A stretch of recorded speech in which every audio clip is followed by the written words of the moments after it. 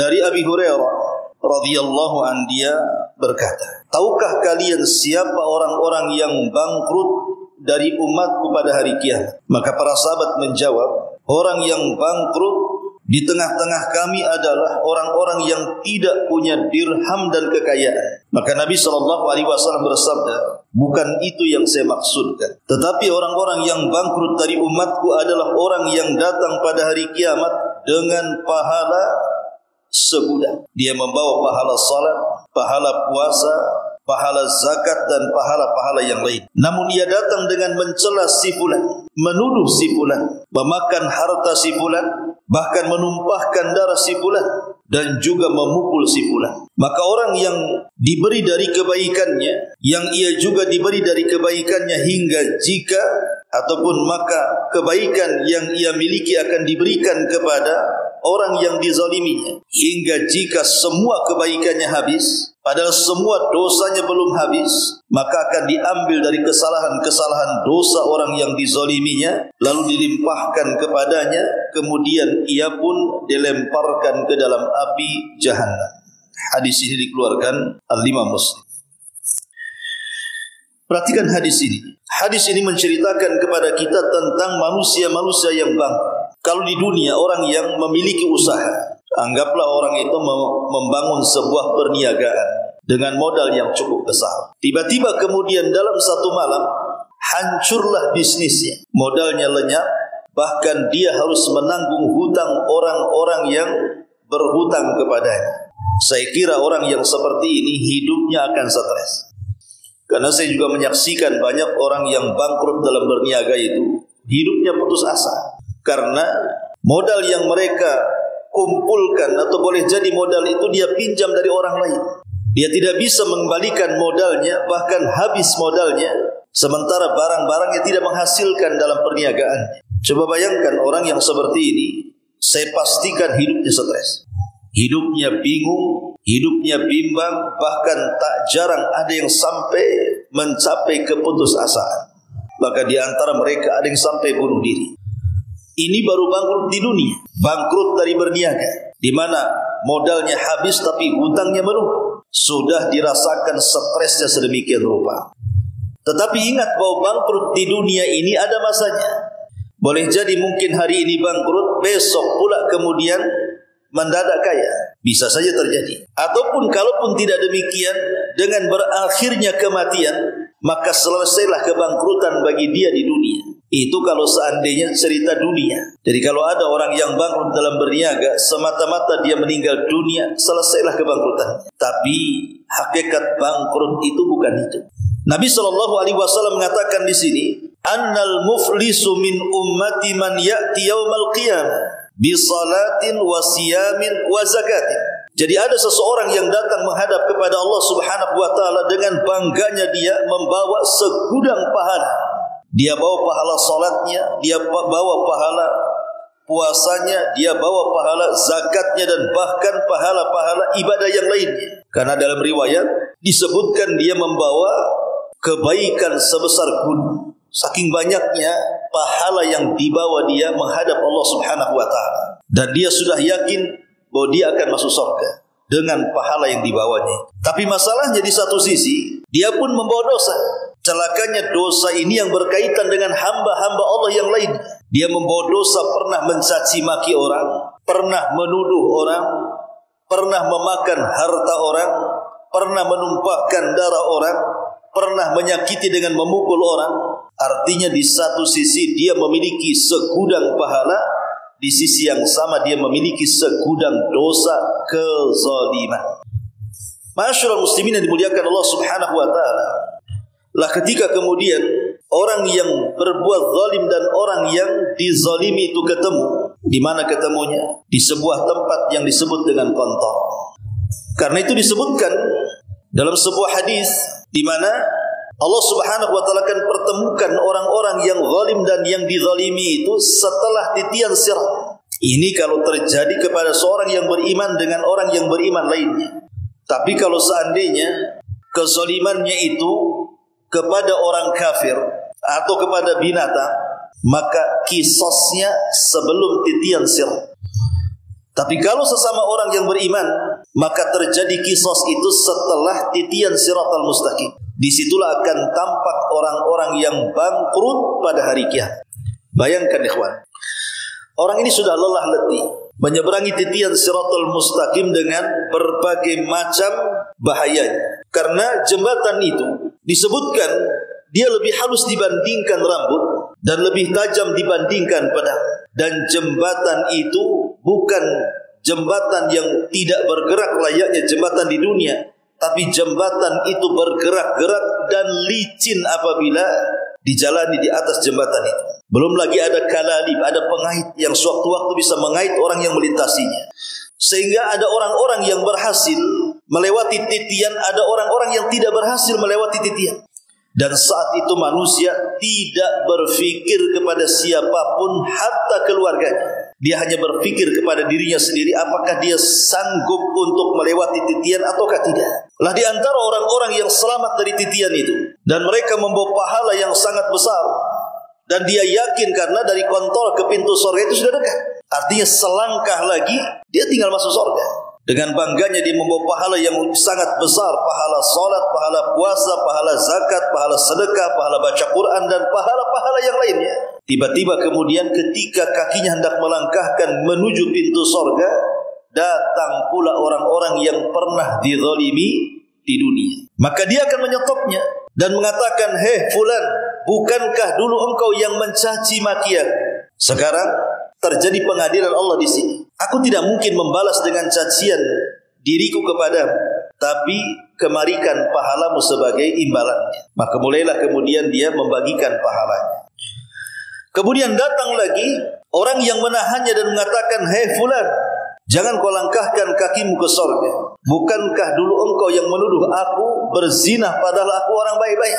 Hati-hati ikhwatu fiddin, menuduh seseorang berzina itu kalau tidak ada saksinya maka itu termasuk dosa besar. Seperti mamanya mengata-ngatai orang atau anak kecil dengan mengatakan anak haram. Dan ada tuh kalimat-kalimat tuh dasar anak haram. Pernah dengar antum kalimat seperti itu? Itu anak haram itu. Tidak boleh. Anak haram berarti kan anak zina dia. Itu sama dengan menuduh orang tuanya berzina. Dan itu termasuk kabairul dzunub, dosa daripada dosa besar. Qadful muhsanat namanya. Dia menuduh wanita baik-baik berzina dengan mengata-ngatai anaknya sebagai anak haram. Bolehlah kita ini marah kepada anak yang nakal gitu ya, yang tidak bisa diatur, tapi jangan melontarkan kalimat anak haram, dasar anak haram, tidak boleh. Kalimat itu termasuk kabairul dzunub, itu dosa besar. Jadi ada orang-orang yang kemudian ketika di dunia dituduh seperti itu, maka dia akan mengatakan kepada orang yang membawa pahala banyak itu, "Tunggu dulu, jangan kau langkahkan kakimu ke surga. Kau dulu pernah menuduh aku berzina, padahal aku tidak berzina. Aku orang baik-baik." Maka sebagai imbalannya kemarikan pahala. Akhirnya dibagikan pahala. Cukup sampai di sini, tidak, datang lagi orang yang ketika di dunia kita ambil haknya, kita ambil hartanya dengan cara batin. Boleh jadi dengan cara mengurang-urang takaran, mengurang-urang timbangan, mengurang-urang meteran dalam berniaga atau curang dalam dagangan, atau dengan cara mencopet, dengan cara merampok, dengan cara merompak, atau dengan cara menipu, berbohong, berdusta dan yang semacamnya, atau dengan cara berjudi, judol dan yang semacamnya. Intinya mengambil hak orang lain dengan cara yang zalim, dengan cara yang curas. Maka akan datang menghadap kita dan mengatakan, "Tunggu, jangan kau langkahkan kakimu ke surga. Dulu kau mengambil harta. Dulu aku membeli sesuatu kepadamu, kau kurang-kurangi itu takaran, kau kurang-kurangi meteran. Sekarang mana pahala?" Akhirnya dibagikan pahala. Tiba-tiba datang lagi orang yang mengatakan, "Tunggu dulu, jangan kau langkahkan kakimu ke surga. Bukankah engkau yang membunuh aku?" Orang-orang yang dibunuh ini akan berbeda kisahnya, sebagaimana disebutkan oleh Ibnu Abbas radhiyallahu anhu. Jadi orang-orang yang dibunuh atau korban pembunuhan, nanti pada hari kiamat, tangan kanannya akan memegang kepalanya dan tangan kirinya akan menyeret orang yang membunuhnya. Walaupun ketika di dunia dia tidak dibunuh dengan cara dipenggal kepalanya, tapi begitulah dia menghadap Allah. Kepalanya dipegang, kemudian orang yang membunuhnya diseret. Kemudian menghadap Allah Subhanahu wa taala dan mengatakan, "Ya Rabb, sal hadza lima qatalan." Ya Rabb, tanya orang ini kenapa dia sampai membunuh. Ya Rabb, sal hadza lima qatalan. Ya Rabb, tanya orang ini kenapa dia sampai membunuh aku. Akhirnya kemudian ketika orang ini sudah tidak memiliki pahala karena sudah dibagi-bagi kepada orang-orang yang tadi yang pernah dicacinya, dimakinya, digibahnya, dihasadnya, disihirnya, dan begitu seterusnya, habis pahalanya. Sehingga dia untuk membayar hutang pahalanya sudah tidak ada lagi. Maka orang ini akan mengatakan, ya tidak apa-apa, kamu tidak memberikan pahala kepadaku tidak ada masalah, tapi aku punya dosa, tolong tanggung dosaku. Yang lain mengatakan, tolong tanggung dosaku, tolong tanggung dosaku. Akhirnya apa? Pahalanya habis dibagi-bagi, sementara dia harus memikul dosa orang terhadap dirinya. Itulah yang disebut dengan bangkrut secara hakikat. Gimana tidak bangkrut? Pahala habis, dosa orang pun ditanggung dia. Seperti orang usaha modal habis, utang pula numpuk. Antum mau usaha utang ke bank 1 miliar, 2 hari bangkrut. Modal habis, antum harus nyicil ke bank. Enggak stres itu. Masyaallah muslimin yang dimuliakan Allah Subhanahu wa taala. Imam Ibnu Zaimin rahimahullahu taala, beliau memberikan catatan kepada hadis ini. Kata beliau dalam syarahnya Riyadhus Shalihin, wa sadaqa an-nabiy sallallahu alaihi wasallam fa inna hadza huwal muflisu haqqan. Dan telah benar ucapan Nabi sallallahu alaihi wasallam, maka gambaran dalam hadis ini adalah gambaran sebenar-benarnya manusia-manusia bangkrut pada hakikatnya. Ammal muflisud dunya fa inna dunya ta'ti wa tadhhab. Adapun orang yang bangkrut dalam urusan dunia, dunia ini terkadang pergi, terkadang datang. Hari ini kita bangkrut, besok kita untung. Rubbama yakunul insan faqiran wa yumsi ghaniyan. Boleh jadi mungkin, kata Syekh Utsaimin, di pagi hari dia fakir, sore hari sudah kaya. Itulah dunia. Atau mungkin sebaliknya. Wabil aksi, lakin al-iflas, kullal iflas, tetapi sebenar-benarnya kebangkrutan, an yuflisal insan min hasanatihi allati ta'iba 'alaiha. Tetapi orang yang sesungguhnya mendapatkan kebangkrutan adalah ketika dia bangkrut dari pahalanya, sementara dia sudah lelah letih mencari pahala selama di dunia itu. Rupanya hilang begitu saja. Lelah dia tengah malam bangun melawan kantuk untuk qiyamul lail. Lelah dia membaca Quran berjam-jam untuk mendapatkan pahala. Lelah dia mencari harta untuk disedekahkan.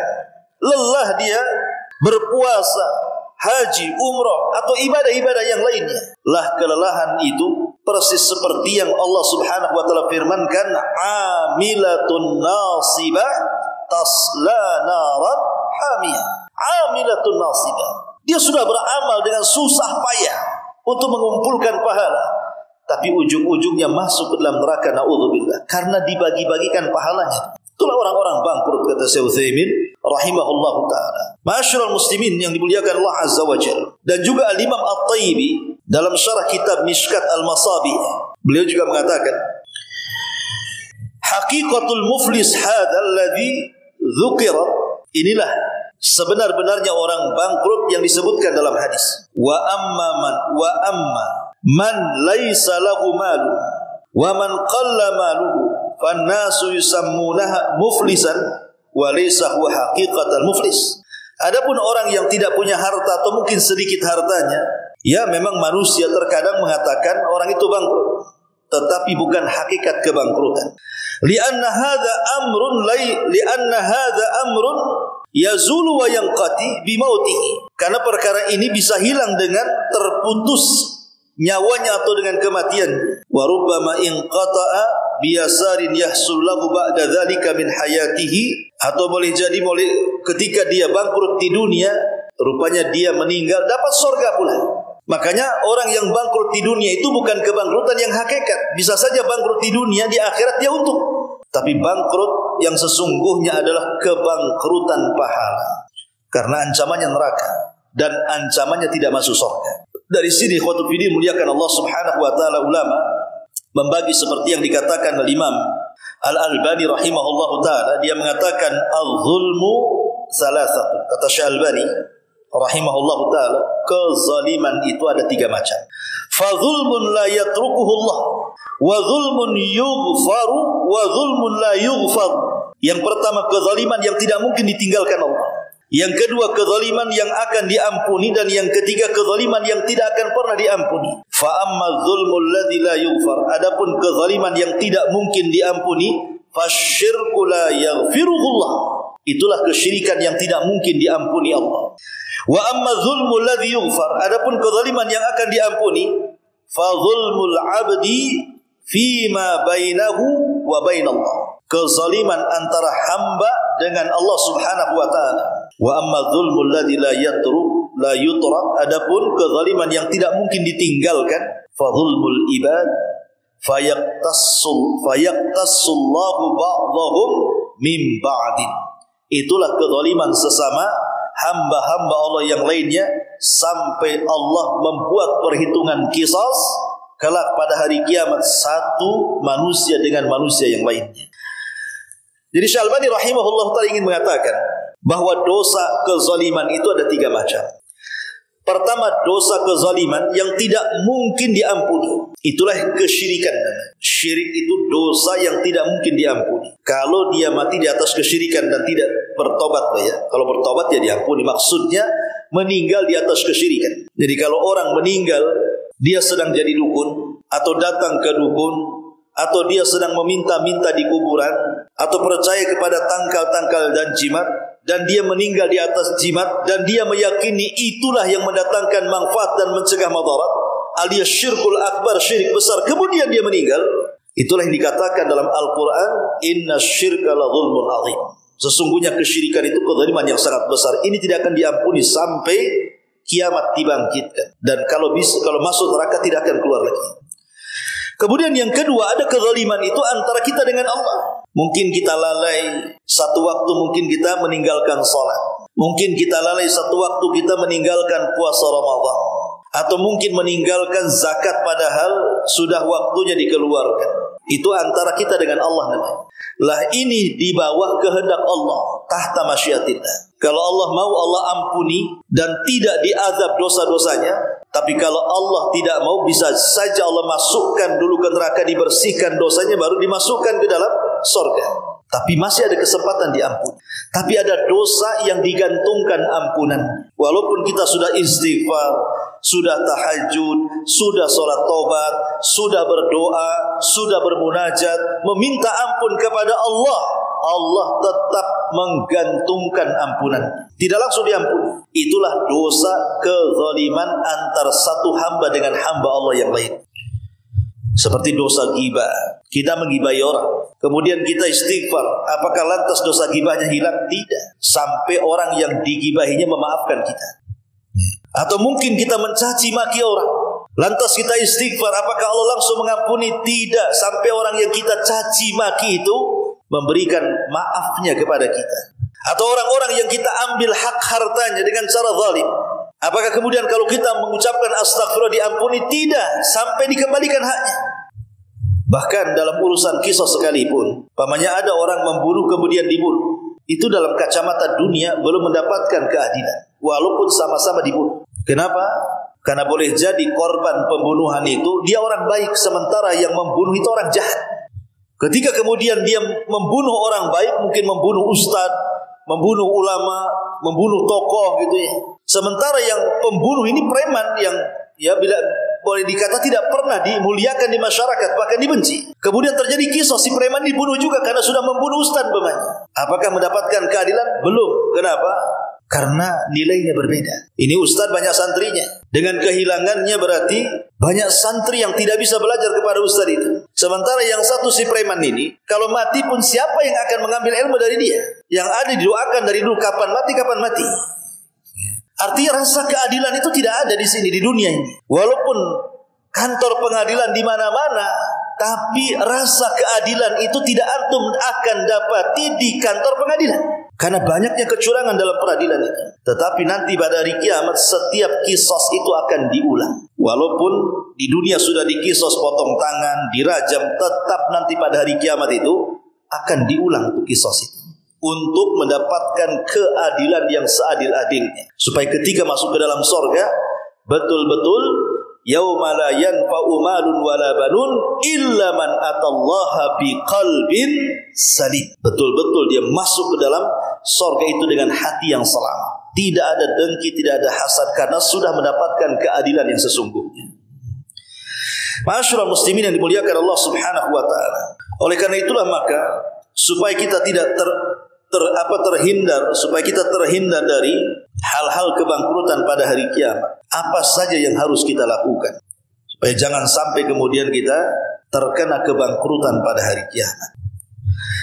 Ma'asyiral muslimin yang dimuliakan Allah Subhanahu wa taala, ulama menyebutkan di antara sebab-sebab supaya kita terhindar dari kebangkrutan pada hari kiamat, yang pertama, agar kita memperhatikan hak-hak saudara kita. Perhatikan hak-hak saudara kita. Jangan sampai kemudian kita melampaui batas sehingga kita merampas hak-hak saudara kita. Seperti mamanya antum berniaga. Jangan sampai mengurangi takaran, mengurangi timbang, mengurangi meteran, mengganjal timbang, mencurangi dagangan, dan begitu seterusnya. Karena itu tidak memperhatikan hak orang lain. Kalau itu yang terjadi, maka akan terjadi kisos pada hari kiamat. Ya, di dunia kita bisa menyembunyikan dari mata-mata manusia, tapi semua dicatat di tangan para malaikat raqib dan atid. Tidak ada yang tersembunyi bagi Allah Subhanahu wa taala. Semua yang kita lakukan sudah dicatat dan ada saksi dan buktinya secara kuat. Gak mungkin mengelak kita di peradilan Allah Subhanahu wa taala. Di dunia kita bisa nyogok, kita bisa bayar lawyer. Di akhirat lawyernya saja butuh lawyer.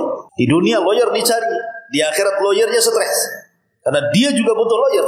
Tapi siapa lawyer dia kecuali amal soleh dia. Ma'asyiral muslimin yang dimuliakan Allah Azza wa Jalla. Jadi yang pertama, perhatikan hak-hak manusia. Sebagaimana Nabi SAW mengatakan, la tu'addunnal huquqa ila ahliha yawmal qiyamati hatta yuqada lisyatil jalha minasyatil qarna. Laksanakan hak-hak kamu kepada orang lain, karena kelak pada hari kiamat semua akan terjadi hisab sampai kambing-kambing yang dulu menanduk di dunia, maka dia akan mendapatkan giliran ditanduk pada hari kiamat.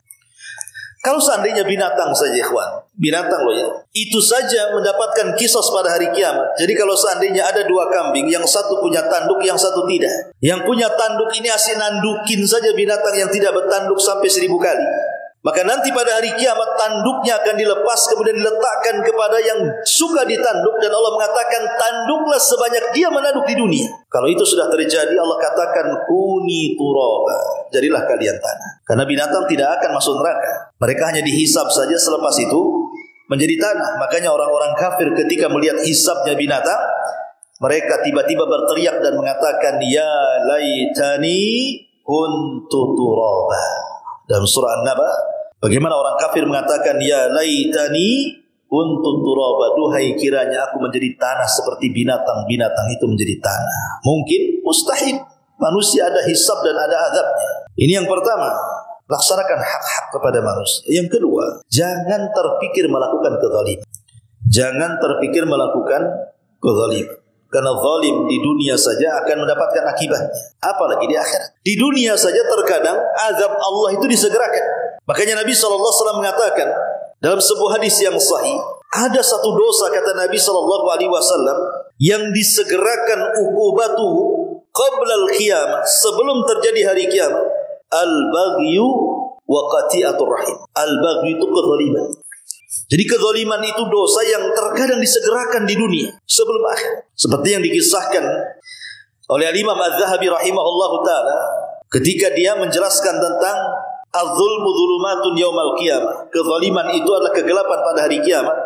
Kemudian dinukilkan sebuah kisah orang yang melakukan kezaliman kemudian dikes balasannya di dunia. Kisahnya begini. Jadi ada orang yang berteriak-teriak di pasar dan mengatakan man ra'ani fala yadlim minhu ahada. Siapapun yang melakukan kezaliman, stop, jangan lakukan lagi. Siapapun yang melakukan kezaliman, stop, jangan lakukan lagi. Lihat diriku. Ketika itu dia puntung tangan. Jadi satu tangannya itu puntung karena dia amputasi. Sambil mengacungkan sisa tangannya yang puntung itu, dia mengatakan siapapun yang melihat aku, stop, jangan melakukan kezaliman. Kemudian ada orang yang mengatakan, fulan, kenapa engkau mengatakan seperti itu? Barulah dia bercerita bahwa satu hari dia sedang lewat di sebuah tepian lautan. Tiba-tiba datang nelayan membawa satu ikan yang sangat besar, dan itu akan dijual untuk makan dia dan anak istri. Tapi dirampas sama dia dan diancam kalau ikan tidak dikasihkan maka aku akan membunuh. Ketakutanlah sang nelayan, akhirnya diberikan ikan itu kepada orang jahat. Rupanya di tengah jalan, kata Imam Zahabi, ikan itu dihidupkan sesaat oleh Allah, tapi mati lagi. Hanya untuk menggigit jarinya saja. Jadi ketika dia bawa ikan, tiba-tiba hidup sesaat, digigit jarinya. Habis itu mati lagi. Hanya untuk gigit saja pun mati lagi. Sampai di rumah. Dengan senangnya dia pun masak ikan itu, dia makan dengan lahap sampai habis. Tengah malamnya dia tidak sadar bahwa gigitan ikan itu rupanya membawa bisa yang sangat menyakitkan. Rupanya gigitan ikan itu ada bisanya. Dia pun semakin malam, semakin larut, semakin malam, semakin larut. Rasa sakitnya semakin tidak tertahankan. Tidak ada yang tahu rasa sakitnya kecuali Allah. Menjerit dia kesakitan akibat bisa. Keesokan harinya dia datang ke seorang tabib, seorang dokter. Kata tabib, ini tidak bisa. Tidak bisa diobati kecuali harus diamputasi pergelangan tangan. Bayangkan, baru saja kemarin nyuri ikan atau merampok ikan, hari ini sudah dipotong tangan. Akhirnya dipotong tangannya tuh.